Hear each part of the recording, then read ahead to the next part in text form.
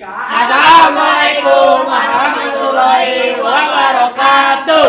Kami dari kelompok 4 akan menjelaskan tentang manusia purba Asia. Selamat menyaksikan.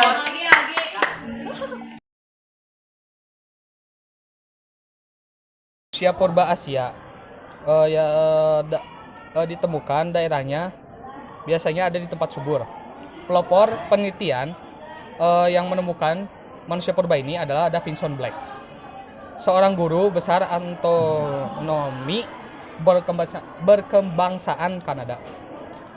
Penelitian ini ditunjukkan pada sebuah gua besar di daerah Choqingtuan, Beijing, sekitar 40 km dari Peking.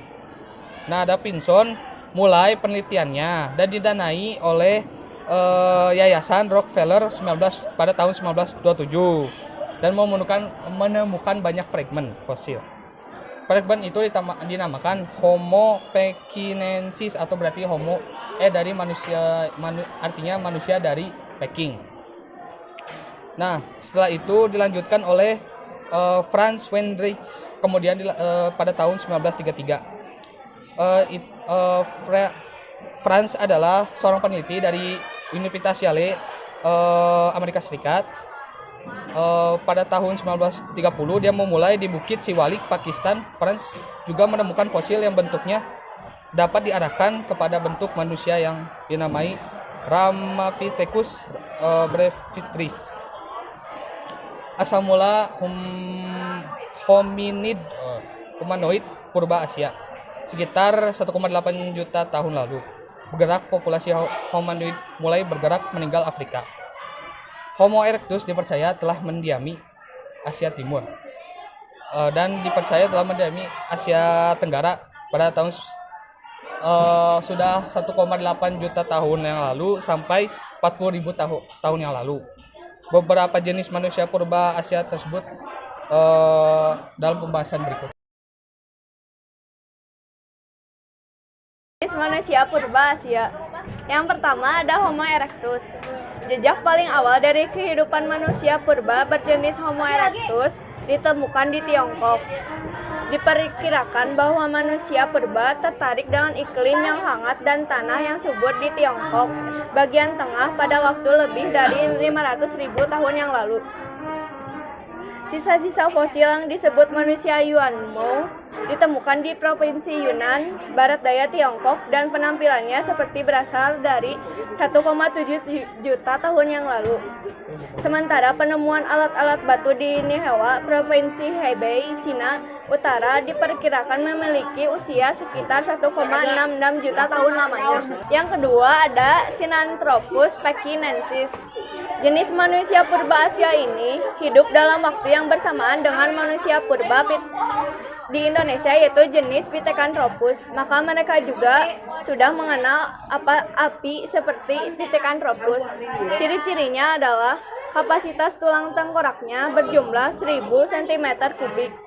Tengkorak wajahnya pipih dan dahi kecil. Ada lunas di atas kepala sebagai pelengkap otot. Tinggi badannya sekitar 165 sampai 180 cm. Bagian belakang menonjol dan langit-langit mulut besar, taring serta gigi besar. Yang ketiga, Homo neanderthalensis. Homo neanderthalensis sudah ada di bumi sejak 250.000 tahun lalu. Mereka banyak berdiam di Eropa, Asia Barat, Asia Tengah, dan Afrika Utara. Mereka juga diduga belum terlalu bisa bertutur kata dengan volume otak yang bervariasi antara 1000 sampai 2000 cc. Tinggi badannya diperkirakan 13 sampai dengan 210 cm. Berat badannya 30 sampai 150 kg. Jenis manusia purba Asia ini ditemukan di Gua Sanidar, sebuah situs arkeologi di Gunung Brados, Zagros, wilayah Kurdistan, Irak. Letak situs ini ada di lembah besar Zab.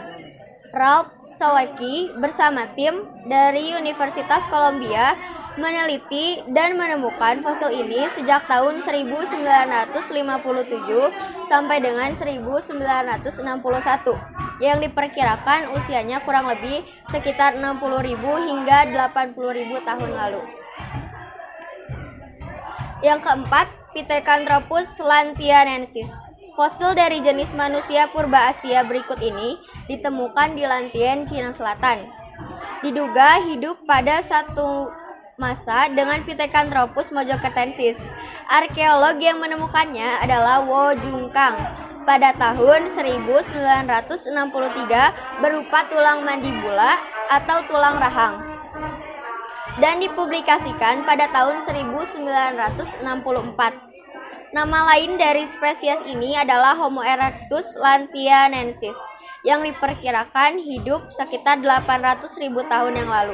Ditemukan artefak lain seperti batu dan abu yang menandakan bahwa mereka sudah mampu membuat peralatan dari api.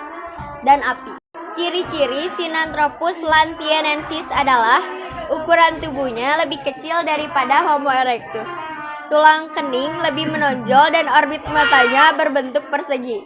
Pipinya lebar dan menonjol, tengkoraknya pendek dan memanjang. Otaknya lebih maju daripada jenis Meganthropus dan memiliki ciri-ciri seperti ras Mongoloid dan Australmelanosoid.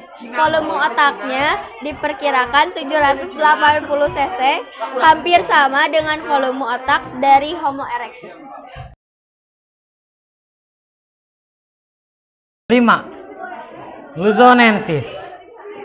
Pada tanggal 10 April 2019, para ilmuwan mengumumkan bahwa telah ditemukan spesies jenis manusia purba baru di Asia yang dinamakan Homo luzonensis. Penemuan itu berupa 13 potong tulang dan gigi di Gua Kalao, bagian utara Pulau Luzon, yang diduga berasal dari 3 individu yang berbeda. Walaupun sisa-sisa DNA tidak bisa didapatkan, ada perkiraan bahwa salah satu hidup pada tahun 67.000 tahun yang lalu dan yang satu lagi 50.000 tahun lalu. Ini adalah penemuan manusia purba kedua di Asia Tenggara selama abad 21 setelah Homo floresiensis di Flores pada 2003. 6. Floresiensis. Banyak yang masih belum diketahui mengenai spesies yang ditemukan di Flores ini. Masih ada perdebatan antara manusia kerdil tersebut termasuk jenis manusia modern atau bukan. Kesepakatan baru tercapai pada tahun 2016 ketika para ilmuwan mengemukakan bahwa Hobbit Flores bukan manusia seperti Homo sapiens. Jawabannya diungkap melalui Australian National University yang dipublikasikan pada Journal of Human Evolution April 2017 yang mengatakan bahwa Hobbit ini bukanlah hasil evolusi dari manusia Jawa atau Homo erectus. Ciri-ciri floresiensis yaitu volume otak kurang dari 1000 cc, lebih kecil daripada manusia modern yang berukuran 1450 cc. Bentuk rahangnya lebih primitif daripada Homo erectus.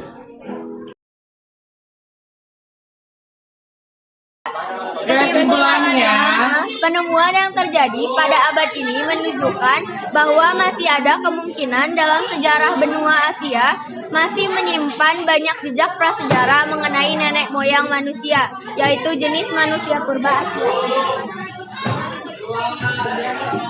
Dan hal ini menunjukkan kerumitan proses evolusi manusia lebih daripada yang sudah diketahui pada ilmuwan. Penemuan-penemuan ini menunjukkan percampuran antara spesies dan bahwa Homo sapiens tidak hidup sendirian di bumi. Sekian dari ilmu kami. Wassalamualaikum warahmatullahi wabarakatuh.